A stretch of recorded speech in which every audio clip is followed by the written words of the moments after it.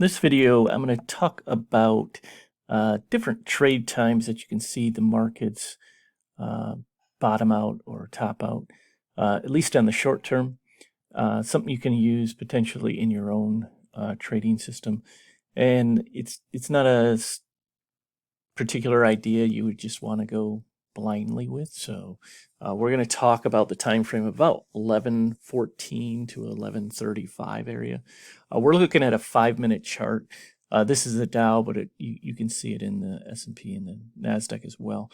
But I'm just going to walk you through like the last 2 weeks. And so it's random. I didn't kind of cherry pick it. I'm doing this video on February 25th and just did 2 weeks of data. So but just to show it for the video. So it's not going to work every time or every day, but I'm going to just kind of show you the things that I look for, and it may help me in placing my stops or exiting a position or entering a position or whatever, but I'm not going to use this strictly as its own thing, but a helpful tool to watch for, and maybe you can watch for it yourself. So the time frame I'm looking at is basically 11:14 a.m. Eastern to about 11:35. That tends to be the time frame that kind of shows itself. The European markets a lot of times close right around 11:30 a.m. Eastern, so you'll get a lot of the market movement with those guys getting out of the market, etc. So I actually am starting this particular chart at February 10th. And the reason for that's basically 10 days. The market was closed on the 20th, so we won't have market data. So it's basically 10 trading days. So, so this is February 10 right here. And this area, red line here, is the 11:25 a.m. bar. So this 5-minute chart. So again, anywhere in this 11:14, 11:35 area, a lot of times you'll see tops or bottoms. It doesn't necessarily mean top or bottom of the market for the day. Sometimes it does, but you will see the market tend to, especially if it's had a run up into this area, it usually doesn't go straight through it without kind of pausing and moving down or up. We're going to show both, but here is an example. So on the 10th of February, you can see the arrow down here is 11:25. Then we're going to just kind of scroll through. And here is another one. This one was on the 13th, so the Monday. And this whole area here, this one started at 11, so this 5-minute chart. And then this is 11:20. So you got a little dip. And then if you want to do it from here, here's the 11:35. So you could put a chart marker there as well as 11:35, and it started a little run. Not the best example, but you know, you did get a little pause here in the market. Obviously, it's a big run up on that particular day for the markets. The next is the 14th, and here you kind of same thing. This is 11:25, or excuse me, the 11:30 bar, and then this is the 11:35 bar. So you took a big drop of, what is that, 150, 300, 250 points or so in those 10 minutes. But, you know, you got a little move up, 11:30 happened, and then it dropped and there. So again, it's not a specific, hey, you need to sell it right at 11:30 or buy it right at 11:35. But these tend to be, and in this particular case, this was the low of the day. So it turned right here, and if you bought it down in this area, you made money the rest of the day. So you'll see these as well as we walk through it. So that's the 14th. Here's the 15th. Again, yeah, not the greatest. You can see it fairly choppy. For the day, this is the 11:20 bar. You know, here's the 11:35 bar. You know, got a little pop, but it actually bottomed out in this particular case.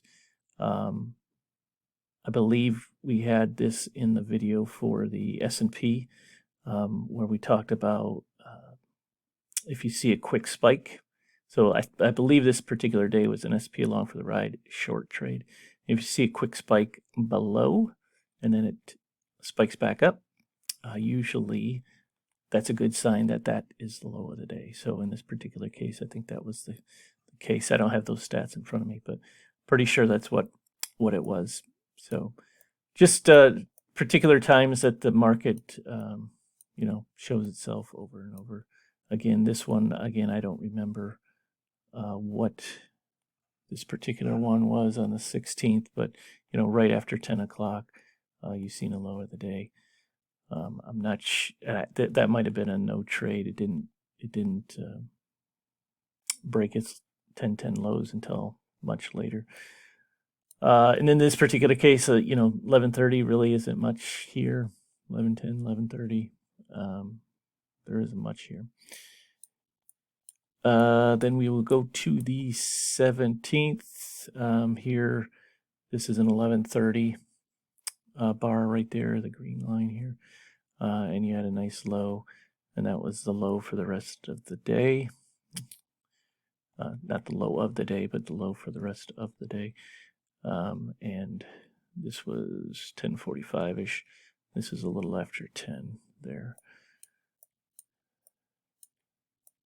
And then we go to the 21st.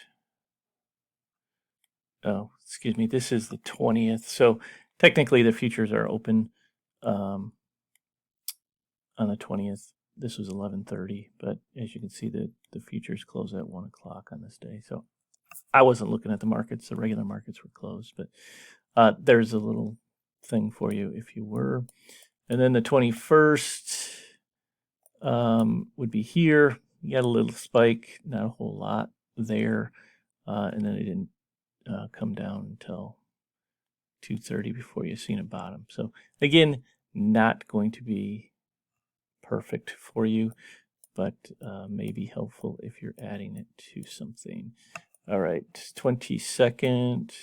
This was not a whole lot here. This was actually the Fed day, Fed minutes day, and you see the other time frames to kind of look at. The other time frames I kind of look at are just after 10 o'clock, so the 10:06, 10:07, 10:12 area, right in there. You may see bottoms and tops, especially when you're dealing with an S&P along for the ride type of trade.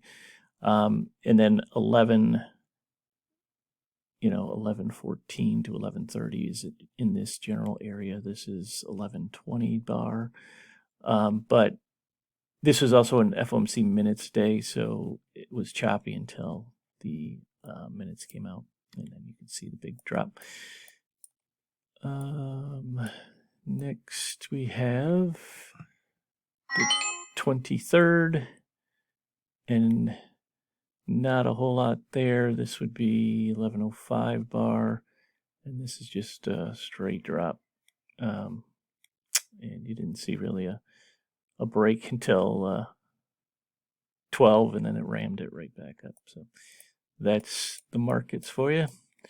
And then finally the 24th, this past Friday, again, same general area, that 10:30 time frame you can look for as well, but nothing really here at 11:14 to 11:30. Again, not something that you just go blindly on, something that you can use, and if something that you think, hey, there's some particular resistance up here, let's say, and this is at 11:20, and you like it because there's resistance there or whatever, maybe something to consider and add to your arsenal. Hey, markets tend to turn or can turn at this time frame, kind of add that to my resistance area. It's kind of running out of steam. Maybe I can short it or buy it if it's a sport and so forth. So, but watch those time frames, especially if you're looking at the 1 minute chart. You can see it more clearly. You can do this on the S&P and the NQ and the Dow. But again, right in that 11:14 to 11:35 time frame is ones I look for. 10:06 to 10.13 is another one to keep an eye out for it, and 12.20 to 12.40 is okay as well. But the one that I can see the best, and I think shows it the best in the charts over the long time that I've been watching it, is at 11.14 to 11.35 time frame. Hope you enjoy it. Again, more trading ideas can be found at tradingideas101.com. Take care.